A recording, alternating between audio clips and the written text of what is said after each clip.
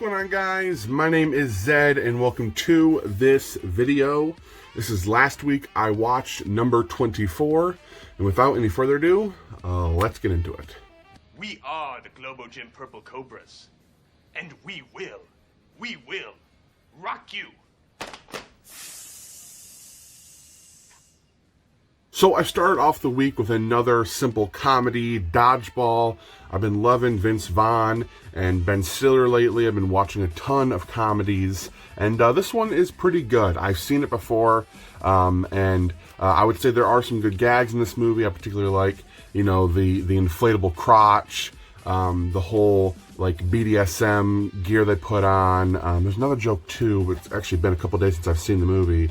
But there's a couple decent jokes throughout. But overall, I would say it's a it's not sub-average, it's an average comedy. I do love seeing my boy Jason Bateman in this movie. He's probably one of the better characters. I believe he shot all of his scenes in one day, if I'm not mistaken. But overall, it's a decent time. I would give it 3 out of 5 stars.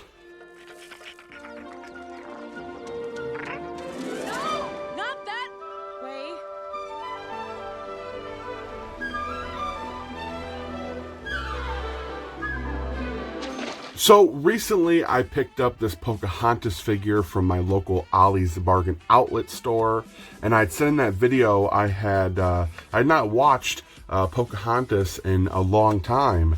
So I loaded up Disney Plus and I gave it a watch. This is actually from my ex. When I was going to start collecting snapper cases, or not snapper cases, clamshell cases, she got me this. So this is my only copy of Pocahontas, but it is a good time. Now listen, there is a lot of historical inaccuracies in this movie. There's some stuff that doesn't age well, I would say, obviously, and but it is a story that doesn't villainize the natives. It villainizes the colonizers, the people that are trying to come to America, who are just ripping apart the land, trying to just like taking control of it without having no real ownership. They just think that because they have, you know, since they can cross the sea and they have these guns, that they can, you know, take whatever land they want.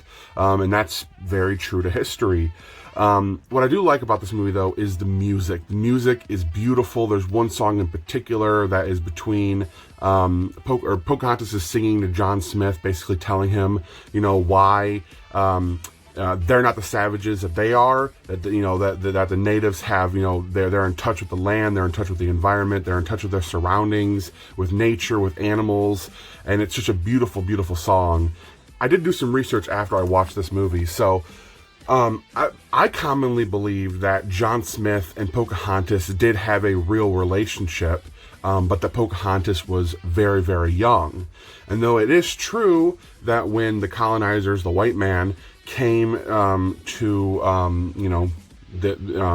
America, that Pocahontas was young. She was 11 years old, but they came in early, like summer of 1617, and they didn't actually meet until the winter of 1617. Now, John Smith was about 27 years old, and he did not have a relationship with Pocahontas. It was very much so fabricated later on, and then glorified, or at least, you know, made more prominent in the Disney adaptation. But no, Pocahontas grew up to marry a tobacco farmer, and she died at around 20 to 21 years old.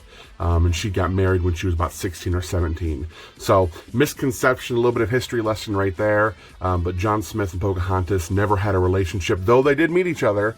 They never had the relationship that you and I thought that they did all these years. But Pocahontas, I think it's a beautiful movie. I think it has beautiful music, and I do think it's a decent representation of what sort of things went on.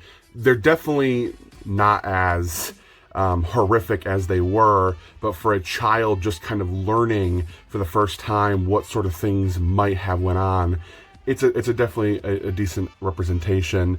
I would give Pocahontas 4 out of 5 stars.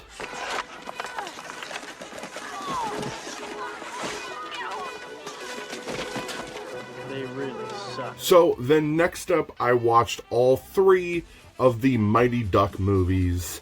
It's been a couple of days since I've watched them all, but I watched them all in one night, and I'm super, super happy I did. I've heard nothing but great things about this trilogy for so many years, and recently they added the first movie to Disney Plus. The other 2 I had to watch on torrenting websites because I couldn't find them anywhere, except for like HBO Max apparently has them, but I don't have HBO Max, and I'm not going to pay it to watch the Mighty Ducks. But the first, there's likes and dislikes I have about all of them, but overall I enjoyed all 3 as a trilogy. So the first one is great. I really enjoy it. I love all the chemistry between the kids. I like the dynamic between the coach and, you know, what he's going through and being a workaholic, not liking kids, you know, just very stuck in his ways, and the kids pull him out of it, show him how to have fun again. And it's a good underdog, heartfelt story. But I have to say, there is no way that the coach, played by, I don't remember his name right now, looks old enough. He looks like he should be in high school still in the Breakfast Club. He doesn't look old. He doesn't look like he should be in his late 20s, like they say in the movie. He looks like he should be 18. So the first movie, really good, 4 out of 5 stars. Mighty Ducks 2 is probably my favorite out of the 3 because it made me laugh so much. I laughed, I cheered.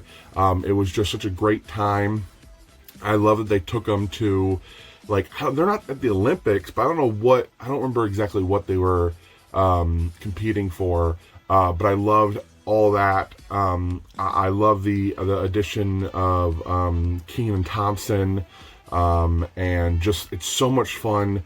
The one thing I don't like about the movie, though, is just randomly getting rid of the mother relationship that she had with the coach, and then she got remarried within like a year and a half of the coach and her getting together.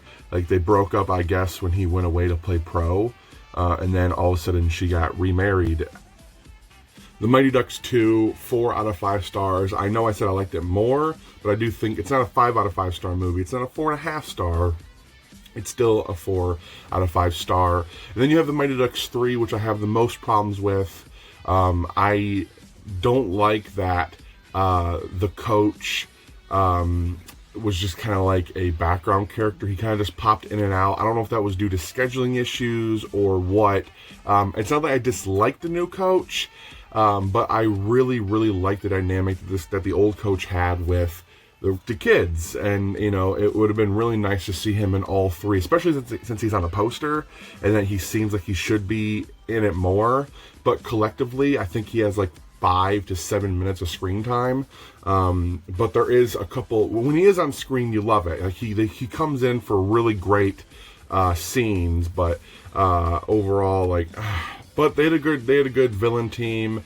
You really wanted the Ducks to win against them because they're a bunch of preppy dick kids that get everything they want, and, you know, they've had their life paid for already. So the Mighty Ducks 3, I would give 3 out of 5 stars. It's an average movie, but again, it's a great trilogy. So 4, 4, and 3. It was a good time.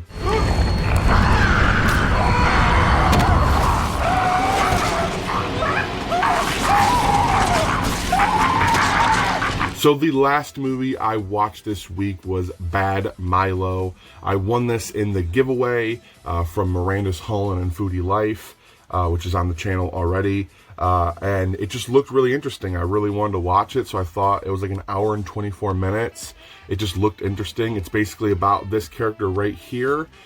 He is a little demon, and when this guy gets stressed or angry, the little demon comes out of his ass and kills whoever is frustrating him or stressing him out.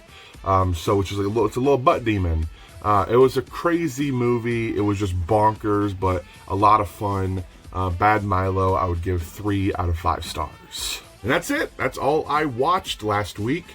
So I want to thank you guys for watching. I hope you all enjoyed. And until next time, guys, I'll be seeing you later. Peace.